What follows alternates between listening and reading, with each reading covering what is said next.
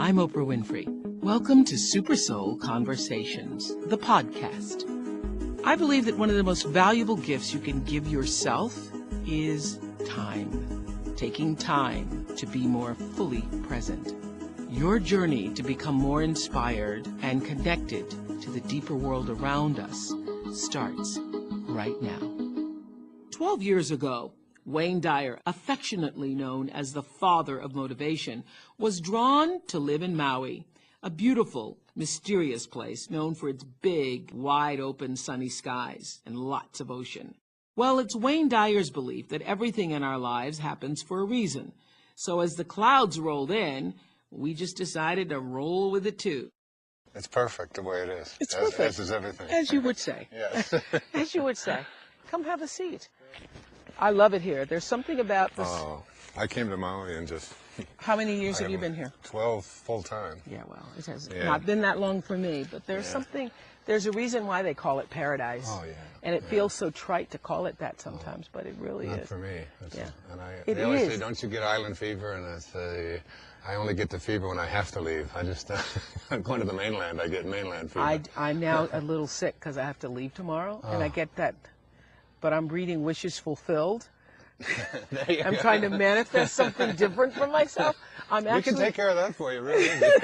I'm trying to, literally this morning, I woke up and I was feeling, oh God, I only have one more day. And then I said, you can choose another thought. That's right. You can choose another day, too. You can choose another day, too. Absolutely. You can do that, too. I wanted to say, do you remember the first time you were on the show? I remember the first time I met you. Absolutely. It was in Baltimore. Wow. And with that Richard was even Scher, before the show. 1978. But the one thing I always remember about you, because I did the show with you maybe 4 times up there. Yes. And you used to always touch my leg when I would get me to stop talking.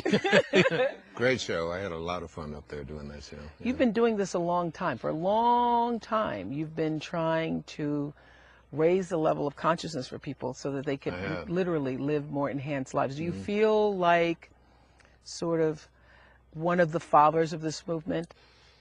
I have 8 children, Oprah, so I just don't need to be the father of anything else. I can hardly handle that. You know, the truth of it is I still feel like a little boy inside. So when I'm now being called an elder, which I don't know, I can't. Isn't that odd? I can't.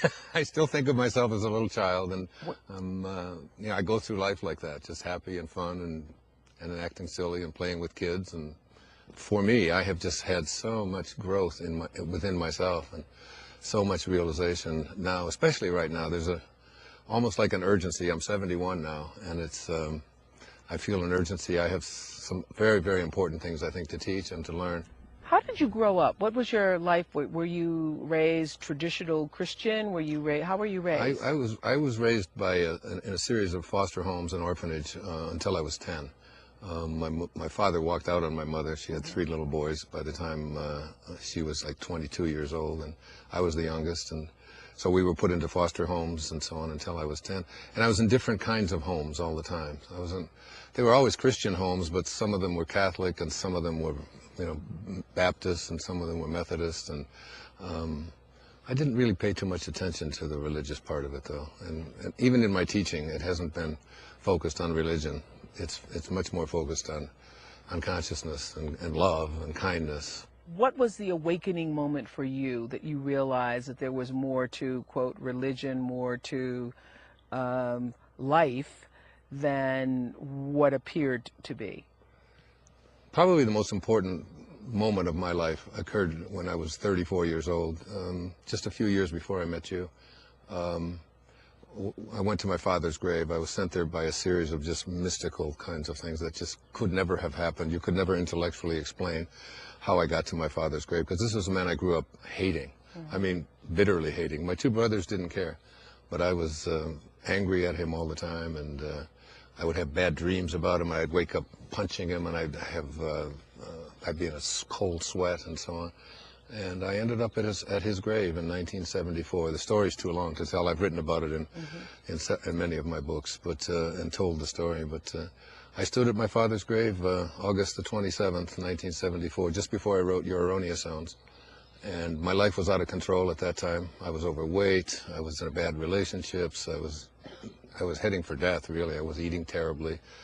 My writing wasn't going well. Nothing much was working. And I stood at my father's grave, and I went to walk. I went to my father's grave to do something on his grave that I wouldn't even want to talk about here. And just as I was leaving the gravesite, I was called back, almost like mystically, and I just said, from this moment on, I send you love. I forgive you. Who am I to judge you and tell you what your life should have been? But you went there to do the opposite. I went there because I just wanted to have closure. I really always just wanted to meet this man, and I didn't even know he had been dead. And he'd been dead 10 years before I even found out that he had been dead. So that was a major turning point in my life. When you could feel the love. Yeah. Yeah. Yeah. Forgive. Yeah. There's that wonderful line that Mark Twain says, that forgiveness is the fragrance that the violet sheds on the heel that has crushed it. You know, and it's this beautiful idea of being able to send love regardless of what comes your way. Forgiveness is the fragrance that the violet sheds on the heel that has crushed it. On the heel that has crushed it. You know about that. Yeah. I mean, that's beautiful. You've had to do some of that yourself, I know. Yes, we all, if you live long enough, you do. Yeah, and there's this old idea that if you pursue revenge, you better dig 2 graves because it'll kill you. It'll kill you. Yeah, it'll kill you. Holding anger for someone else is like taking your own poison. Right. And I often feel, Oprah, that maybe he incarnated into this life just to teach his youngest son, who he never met and he walked away from, how to forgive. And because of that, I've been able to affect the lives of millions of people all over the planet on all different languages. And for me, it just after I walked away from that gravesite in August of '74, I was teaching at St. John's University. I was a professor up there. What were you teaching? I was teaching counseling psychology to graduate students. I flew down to Fort Lauderdale, Florida, rented an apartment in the Spindrift Motel, and I wrote Your Erroneous Zones in 14 days. Wow. Cover to cover, without any notes, without any struggle. I had been struggling with my writing. I had been writing textbooks. And today that book is like 60 million copies, 47 languages all over the world. I mean, it was everything in my life turned around when I got the rage, the hatred, the anger out of my heart. And today I write about and live something called divine love, a kind of love that never varies, a love that never changes, a love that you have for everything, for this mountain, for these trucks, for these people, for these lights, for these clouds. It's like that kind of love. That's the love I'm working on and living every day. Well, when you first came on the Oprah Winfrey show, one of the things you said was that we all have the power of God literally inside of us. And you've taken that a step further in Wishes Fulfilled. Right. And I loved I think it was page 31, where you talked about the spark of God, that you say there's a spark in each of us. And you speak in this book really about taking that spark and literally expanding that spark so that it becomes as large or as you want it to. Yeah. Peter Dunov, this great teacher from Bulgaria, great spiritual master, great teacher, said that that there's the Creator places a spark of Himself in every creation, every flower, every tree, every animal, and every single one of us. And that spark is, for most people, is just kept as a spark. So occasionally they will have a divine moment, or they'll have an extension of love and so on. Because everybody who's watching us right now or listening to us right now has had just a moment, hopefully, in your life where everything seemed to be really okay. Right. You ever had? I'm sure you have those all the time. I do. But then you lose it. And then you lose it. You know, I mean, I've had them where you're like pouring a cup of coffee, you're standing at the sink, or you're in your closet, when you just like, oh, gosh, I am okay. Yeah. Everything is okay. And I'm really not just happy, but content and at one with everything. Everybody's, I think, had a hint of that, but can't hold on to it. What you're saying in Wishes Fulfilled is that you can hold on to it. Yeah, and you can expand that spark. That spark. And that you can expand the spark. The spark doesn't have, the spark is like a dot in your humanity. Let's say I weigh 200 pounds. You know, it's 1/10 of an ounce, this little spark. It should grow to a chunk, to a piece, to it gets as big as a soccer ball inside of you. So that all you have to give away is love, that you become this, until you get to the point, I call that the higher self. So you had me in the spark of God in you. Right. You had me when you were describing, if you will, for our audience now, the cup of the ocean in relation to the ocean. Want to talk about that? Well, if it's just a good metaphor. The ocean is God. Let's say and you take a cup and you reach it into the ocean. You say, what do I have here? Yes. What I have here is a glass of God. It's not as big, it's not as strong, but it is still altogether God. This whole thing is altogether. That's right. If you take a cup of ocean water from the ocean, it still has the ocean. Now, if I take it over here and I pour it over here and I watch it, what will happen is it will evaporate, change form, and where will it go? Out into the air, and then, well, there the clouds. And then back to its source. It will return to its source. Right. While it is separated from its source, that's the ego. That's the part of us that believes that we are what we do, what we have, what other people think of us. We believe we're the vapor, we believe we're the cloud. Right, we believe all of that. Yes. All of the stuff, what Muktananda called the false self. Yes. The part of us that comes to believe that who you are is what you accumulate, what you accomplish, what your reputation is. You're separate from everyone else. And when you stay separate from God, you lose the power of God. When you return to the source and become one with it, you gain all of the power of the source. Let's say you're sitting here and you're 58 years old. Yes. Okay. Let's say I am. I know, because you are. Okay. And so now, you make 71 look so good. I don't mind 58. That's great. How many bodies have you been in just since you incarnated in 1954, you know, in Mississippi? How many bodies? You were in one this big? Okay, I did love that. I love that in the book, too. I underlined that. That's one of the things I underlined. And you were in a 10-year-old body, and... No, let's start with you said you were in the baby body. You were in a baby body? Yes. And then you were in a little toddler body, and then in a little preteen body, you know, it's like, and then you were in a teenage body, and you were in a 20-year-old body. You have pictures to prove it. Yes. But where is, I was in a 20-year-old body, a beautiful one. I had curly hair. I was, you know, it was like, I was cute, okay? You're still cute, Wayne.